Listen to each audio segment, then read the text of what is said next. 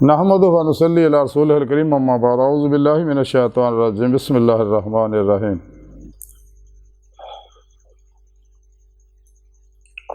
अलम तरा कैफ़ फ़अल रब्बुका बि अस्हाबिल फ़ील अलम यजअल कैदहुम फ़ी तदलीलिन वरसल अलैहिम तैरन अबाबील तरमीहिम बिहिजारतिन मिन सज्जील फजअलहुम कअस्फ़िन माकूल। सदक़ल्लाहु मौलाना अज़ीम व सदक़ रसूलुहुन नबियुल करीम। ला इलाहा इल्लल्लाहु मुहम्मदुर रसूलुल्लाह कुर्रतैन बिका या रसूलल्लाह सल्लल्लाहु अलैहि वसल्लम। लब्बैक ग़ज़वा हिंद लब्बैक लब्बैक या गौसे आज़म लब्बैक लब्बैक या रसूलल्लाह लब्बैक लब्बैक अल्लाहुम्मा लब्बैक। अज़ल तो लैके अब तक अल्लाह सोने दी बेहद हम्द सना अल्लाह दे प्यारे हबीब ते बेशुमार दुरूद व सलाम तो बाद काबिल सद एहतराम मुअज़्ज़ज़ सामईन, अज दे दरस तसव्वुफ़ दे अंदर यमन हबशा दे बादशाह दा काबतुल्लाह ते हमला करन दा जिक्र करांगे और दी नाकामी दा जिक्र करांगे। कुरान करीम दी सूरा फील जिहड़ी मैनूं तलावत करन तुहानूं सुनन दा शरफ हासिल होया, जिहड़ियां कुरान करीम दियां 5 आयतां मैं तलावत कीतियां ने, इन्हां विच सुने रब ने इरशाद फरमाया, क्या तुसीं नहीं देखिया कि तुहाडे रब ने हाथी वाले नाल की बर्ताव कीता ते क्या उहने ਉਹਦੀ तदबीर नूं बेकार नहीं सी बनाता, ना उहनूं नाकाम नहीं सी करता, और उन्हें ਉਹਦੇ उत्ते गोल दर गोल परिंदे भेजे ते जिथे भी पत्थर सिटदे कैंकर की किस्म के सिटदे सीगे, जिथे भी पत्थर कैंकर की किस्म के सिटदे सी, फिर उन्हां खाए हुए भूसे की तरह करता।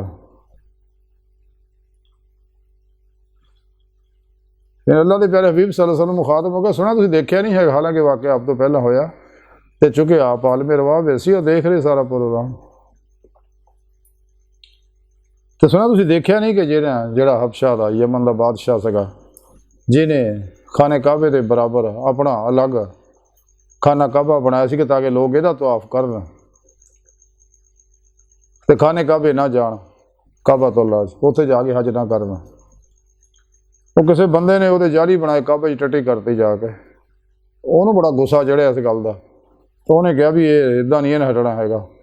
उन्हें हाथी ले जाके बड़े बड़े जोरवर हाथी, जो उन्होंने बड़ा हाथी से उसका नाम महमूद सेगा, तो काबतुल्लाह ते जाके हमला करता।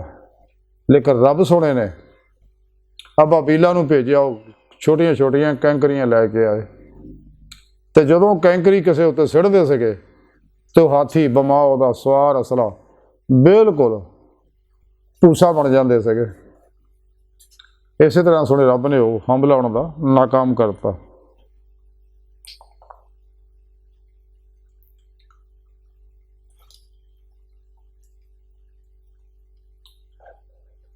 सुने रब ने ये गल दसी कि जेड़ा भी कोई अल्लाह के मद्दे मुकाबल आएगा तो हमेशा नाकाम रहेगा, कदे कामयाब नहीं हो सकता। तो अल्लाह का कुरान च वादा है कि जेड़े भी अल्लाह की राह च दिन रात मेरे दीन की सरबुलंदी वास्ते काम करते, सुना रब फरमांदा मेरी मदद उन्हां नाल है, उन्हां मैं साबित कदमी भी दवां कुरान च दस्सिया, और दुश्मनों को हमेशा नाकाम करांगा। क्यों कि जदों भी हक आउंदा बातल मिट जाता। सुने रब ने कुरान च दसता बातल है ही मिटन वाला, भजन वाला, यह हक का मुकाबला नहीं कर सकता, तो सच्चियां नाल अल्लाह रसूल हुंदे ने। अल्लाह रब्बुल इज़्ज़त ने अपना आखिरी पैगाम कुरान पाक की सूरत च भेजता, जिहदे बारे कलंदर लाहौरी डॉक्टर इल्लामा इकबाल फरमाते हैं कि कलम में सोच नहीं, रूह में एहसास नहीं, कुछ भी पैगाम मोहम्मद का तुम्हें पास नहीं। कुरान पाक अल्लाह का आखिरी पैगाम है, जिस मुकम्मल निज़ाम हयात मौजूद है, हर तरह के, हर दौर के, हर शोबे के, हर उम्र के, हर इंसान वास्ते, जिस हर तरह की मुकम्मल रहनुमाई मौजूद है। कारोबारी हो, बातनी हो, इनफरादी हो, इजतमाही हो, सियासी हो, मुआशी हो, इकतसादी हो, अस्करी हो, इखलाकी हो, अला हाज़िल क़ियास, हर तरह की मुकम्मल रहनुमाई मौजूद है। कुरान पाक सारे इल्मां दा खजाना और हैरान कुन किताब है कुरान।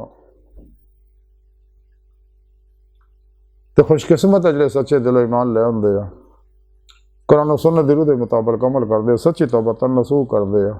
फिर कुरान के अंदर जो इंसान गौर करता है, हकीकत वाजिया होंदी है कि सोने रब ने इंसानों को पैदा अपने दीदार वास्ते किया, नेमत इंसानों वास्ते बनाइया, और फिर तरीका भी दस सकता कि तुम पिरो पेशवा दे तो अल्लाह के प्यारे हबीब सल्लल्लाहु अलैहि वसल्लम की मार्फत ही अल्लाह की बारगाह तक रसाई हासिल करके दीदे मौला की नेमत उज़मा दौलत कुबरा हासिल कर सकते, दिल दे आईने दिल दी अखां नाल। अल्लाह का वादा है फिर कुरान, जो मेरी राज मेहनत करते मेरी बारगाह तक रसाई चाहते सच्चे दिलों मेरी तरफ आते तो मैं उन्होंने जरूर अपना दीदार करावांगा। तो जिन्होंने भी इत्थे दिल च दीदे मौला की नेमत मिली तो आखिर च उन्होंने फिर खुलियां अखां नाल दीदार हो। कुरान च प्रोग्राम दस सकता कि दुनिया च अन्ने ने ना मेरे दीदार तो आखिरत में भी अन्ने होणगे। तो जिन्हें भी अल्लाह की राह च रुकावट पाने की कोशिश की तो अल्लाह रब्बुल इज़्ज़त नूं खत्म करता, अल्लाह माफ़ नहीं करता। जिवें अबरहा दी फौज नूं अल्लाह सोने शिकस्त दित्ती और तबाह बर्बाद करता उन्होंने, और काबतुल्लाह की हिफाजत की। तो मुसलमान अल्लाह का फिर शुक्र किया इस मामले। तो अल्लाह सोने की बारगाह दिल की गहराइयां दुआ कि अल्लाह सोने हस्ता बड़े हकीर पर तकसीर माड़े कमज़ोर कम्बिल माजिद मस्कीन बेसहारा इंसान असवाए पिरो पेशवा तो तेरे प्यारे हबीब सल्लल्लाहु अलैहि वसल्लम तो तेरे सुआ साड़ा कोई सहारा नहीं, सानू दुनिया कबर और आखिरत सहारा अता फरमाए। साड़ियाँ खता गुनाह गलतियां लक्ष्यां माफ़ फरमाए, साढ़े दिलों दी नेक जायज़ शरी मुरादां पूरियां फरमाई, अपनी दायमी रज़ा दी नेमत उज़्मा दौलत कुबरा अता फरमाए। अल्लाह बस ते बाकी सब हवस वमा अलैना इल्लल बलागुल मुबीन।